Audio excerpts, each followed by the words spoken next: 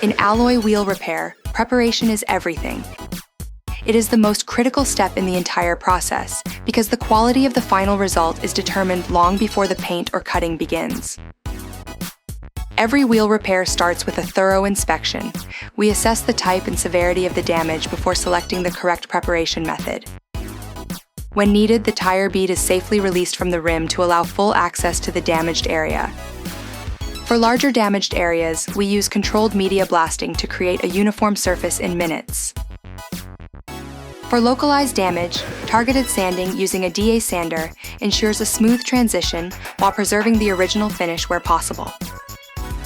Before moving on to diamond cutting or painting, every wheel is carefully cleaned and degreased to remove dust, silicone, and contaminants. A perfectly clean surface ensures optimal finish quality or paint adhesion. Professional preparation is the foundation of a perfect repair.